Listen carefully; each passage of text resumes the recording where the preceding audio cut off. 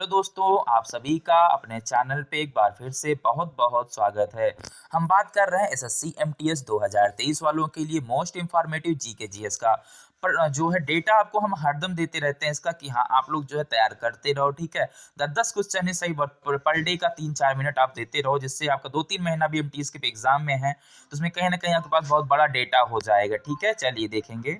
देखिए, सबसे पहला क्वेश्चन है हमारा ठीक है, आपको बता दें कि पार्ट 1 जो है ऑलरेडी कवरेड है, ये हमारा पार्ट 2 है। तो 11 नंबर पे है, जीवाणुओं में किस प्रकार के राइबोसोम ठीक है पाए जाते हैं। ध्यान दीजिएगा, राइबोसोम पाए जाते हैं तो ये होता है 70S, ठीक है। इसका नाम है, नहीं तो सोचिएगा कुछ अदरवाइज। तो 70S जो है राइबोसोम्स का नाम है, ठीक है। 70S, ठीक है।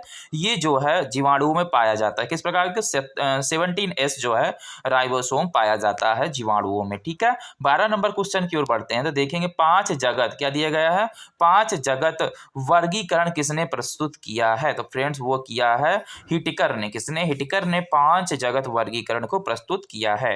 नेक्स्ट क्वेश्चन हम देखेंगे 13 नंबर पे, द्विनाम पद्धति के जीवों के नामकरण की पद्धति है, का प्रतिपादन किसने किया। यानी कि एक द्विनाम पद्धति होती है जो कि जीवों के नामकरण के संबंधित है, तो वो जो प्रतिपादन है उसको किसने किया था फ्रेंड्स, उसको कार्ल लिनियस। किसने किया था? कार्ल लिनियस में द्विनाम पद्धति का उत्पादन किया था या प्रतिपादन किया था, ठीक है। 14वां देखेंगे, यीस्ट और मशरूम किस प्रकार के जीव हैं। यानी जो हम मशरूम फिलहाल खाते हैं उसकी बात कर रहा है, और यीस्ट भी एक प्रकार का जो है आप बोल सकते हो कास्टिक है। तो इसको भी कहीं ना कहीं कुछ लोग सेवन करते हैं खाने के लिए, बट ये कहीं ना कहीं बहुत सी चीज़ों में उपयोग होता है यीस्ट जो है। बट यीस्ट और मशरूम ये जो है दोनों धरती से ही होते हैं, यानी पृथ्वी से ही होते हैं। तो किस प्रकार के जीव हैं इसमें पूछा गया। तो फ्रेंड्स ये फफूंद है। क्या है?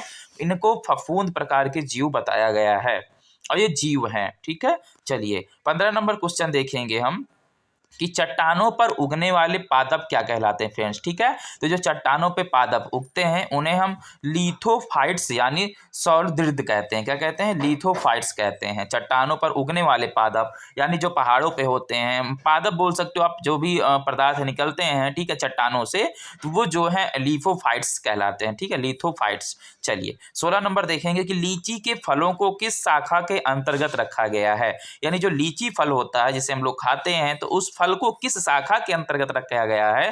तो वो है एक बीजी बेरी, ठीक है। एक बीजी बेरी प्रकार की जो है शाखा है लीची फलों की, ठीक है। तो लीची जो फल है उसको एक बीजी क्या बोलते हैं, बैरी में रखा गया है, ठीक है। चलिए नेक्स्ट क्वेश्चन देखेंगे 17 नंबर है, शुष्क जलवायु क्या पूछा गया है। शुष्क जलवायु में अनुकूलित पेड़ पौधे को क्या कहते हैं। तो उसे कहते हैं जीरोफाइट्स यानी मरुद्रिद, ठीक है।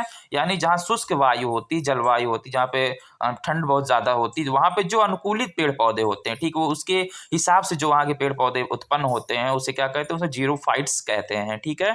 चलिए 18 नंबर क्वेश्चन की ओर देखेंगे कि हम जल एवं स्थान क्या पूछा गया है, जल एवं स्थल दोनों पर रहने वाले जीवों को किस वर्ग के अंतर्गत रखा जाता है। तो फ्रेंड्स उसे जो है उभयचर, जैसे मेढक यानी जो कि जल पर भी रह सकते हैं और स्थल पर भी रह सकते हैं, उन्हें हम उभयचर कहते हैं, ठीक है। जैसे कि मेढक जो है जल में भी रह सकता है, जो है स्थल पर भी चलता रहता है, ठीक है। तो उसे हम जो है उभयचर कहते हैं, ठीक। 19 नंबर देखेंगे कि हम सीप, ठीक है, आप जानते हो सीप जिसमें मोती मिलती है, जो कि पानी में पाया जाता है, उसे भी मतलब उसकी भी खेती होती है एक प्रकार। सीप जो है घोघा हो गया, कौड़ी हो गया, ठीक है, कटल फिश किस संघ के प्रमुख जीव हैं। इन्होंने पूछा है किस संघ के प्रमुख जीव हैं। तो फ्रेंड्स ये है मोलासेका के संघ के। किसके? मोलासेका संघ के जो है सीप, घोघा, कौड़ी, कल्ट। नाम याद रख लेना, सीप, घोघा, कौड़ी, कल्ट फिश जो है ये जो है मोलासेका संघ की प्रमुख जीव हैं, ठीक है। ये संघ होता है, ठीक। चलिए 20 नंबर क्वेश्चन की ओर आगे बढ़ते हैं हम।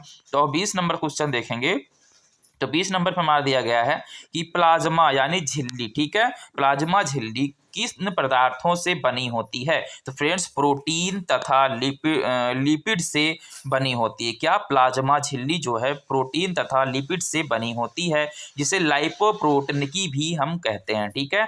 जो पार्ट 2 का यहीं पे क्वेश्चन यहीं पे समाप्त होता है फ्रेंड्स। और आपको बता दें, आप पार्ट 1 नहीं देखे हो तो डिस्क्रिप्शन में लिंक है, आप जाकर देख सकते हो, पार्ट 1 भी है, ठीक है। और पर डे का 10 क्वेश्चन आप सभी लोग तैयार करते चलो, ठीक है। 2-3 मिनट का कहीं ना कहीं एमटीएस का जो पेपर अभी 2-3 महीने बाद है, तो आप ज़्यादा इसमें परेशान मत होइए, बस 10-20 प्रश्न अपना देते रहो, बट अच्छे से दो कि आपके माइंड में समझ में आ जाए, ठीक है। मिलते हैं नेक्स्ट वीडियो में, तब तक के लिए जय हिंद, जय भारत, वंदे मातरम।